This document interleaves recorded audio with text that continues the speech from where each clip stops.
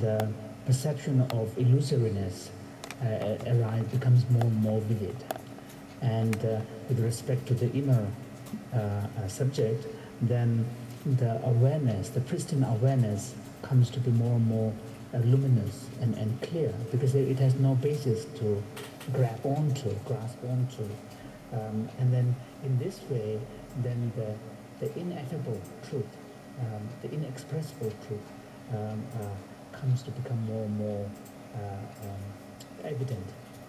And in this way, then finally the experience of great bliss permeates one's mind as well.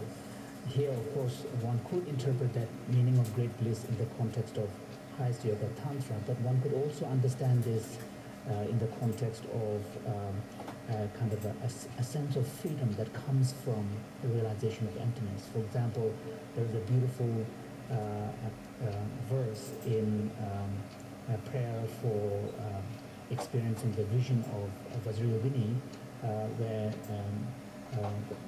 the line reads that may this youth, this composed by Sarchen Losel Gyato, a great Sakya master.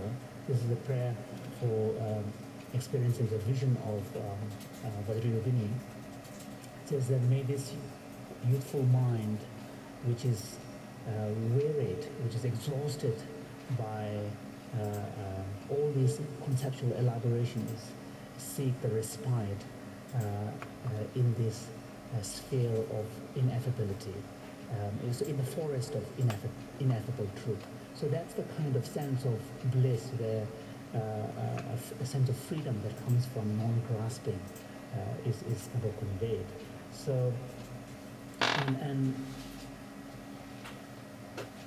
so one can,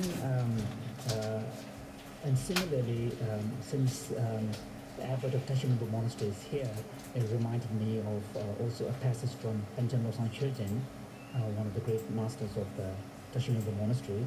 In Panchen Losang Chögyeng's text,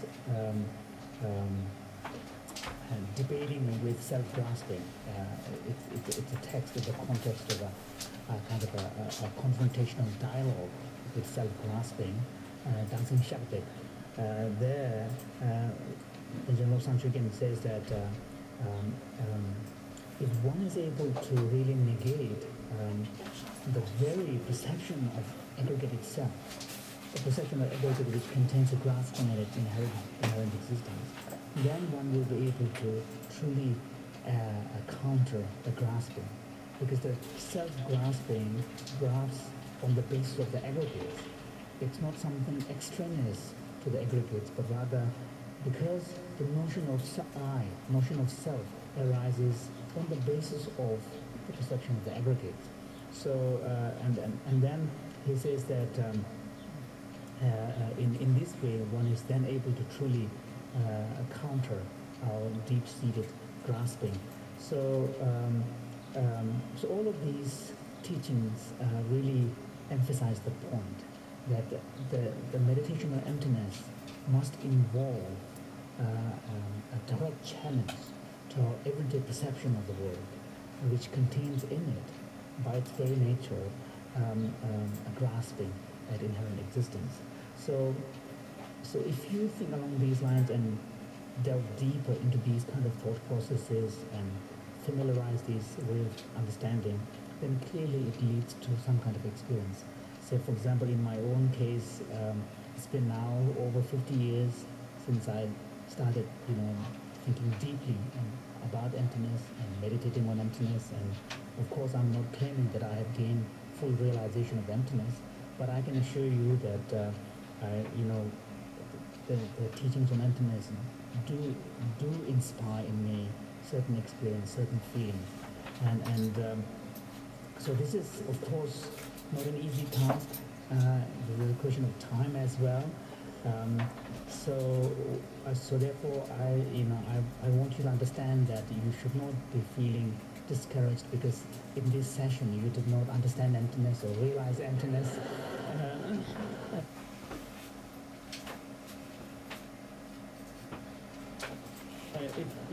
The realization of emptiness and a true understanding of emptiness requires a concerted effort over a long period of time, and you can begin to see changes in over time, over a period of 1 decade, 2 decades, 3 decades, and so on.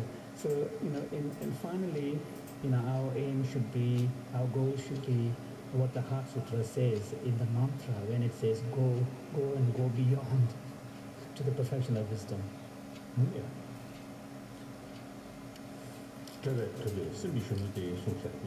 저게 두장 그래서는 근데 정식 양전화 송샤기. 수가 초시 유지체. 너가 내 치워 담배다. 당시 짜게 차게 부수. 뭐지 뿌리체. 그래도 가와자리네. 그러면 얘들 지가 샤요. 대다도 그거를 저는 잘되게 따로 되게 머리가 되게 차단 어떻게 아니 됐어. 어쩌면 풍부된 진에 간다 최이 등진의 시체. 아니 가사의 등진 직접게 직대왕의 차단왕의 대사. 내 작도 담아. 아니 문을 씹을 거야. 다 기본 것이 때문에 뒤는 나셔 좀 해야지. 제가가 머리를想왕도 손에 다 뒤다도 것도 급도 될 때로 다 탄체가 들어와. 저게 통도 저게 토를 다 디세고 주는 머리를 그게 가서 왜 멤버 디세야지 다시 제마다 생각해 보고 나는 좀 팽이야. 등이 싫어 지나서는데 더게 왜 팽이야. 등이 때는 게 싸가지 머리고 나서 나와 되면 돈이도 싫어 보여나 대판에 머리고 못 써야 마도 신 더신 가는 거야. 제가 12번이면 제가 소셜 되죠. 야야 다들 그래. So, with relation to this expression, our mind wearied by conceptual elaboration, here, in what sense is our mind become wearied and exhausted by conceptual elaboration is beautifully captured in Tsongkhapa's text, Three Principal Elements of the Path, where he says that, describing our existence, conditioned existence in the cyclic, in samsara, he says that we are being swept away by the powerful torrents of four forces. We are imprisoned by the kind of fetters that are difficult to be freed of karma, and we are imprisoned in the cage of grasping an inherent existence of phenomena, and we are enveloped in this darkness of our fundamental ignorance. So this is how Tsongkhapa describes our situation in cyclic existence. In essence, what is being pointed out here is that our grasping at self, particularly the egoistic view of grasping at self, give rise to afflictions such as aversion and attachment and so on, which then motivates karmic actions. That this karmic actions then lays the conditions for a continual perpetuation in the cycle of existence. And in this way, we are imprisoned in samsara. So now the question then becomes, how do we get out of this? And the key point here is to find a way of gaining freedom from the darkness of ignorance. How do we dispel this darkness of ignorance?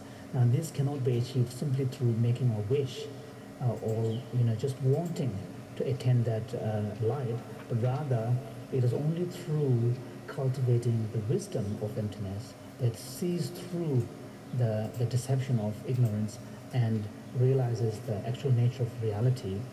And so therefore it's the part of the teaching on emptiness, the part of the wisdom that can help us dispel the darkness of ignorance. Therefore, in, say, for example, 400 stanzas on the middle way, Aryadeva says that there is no second door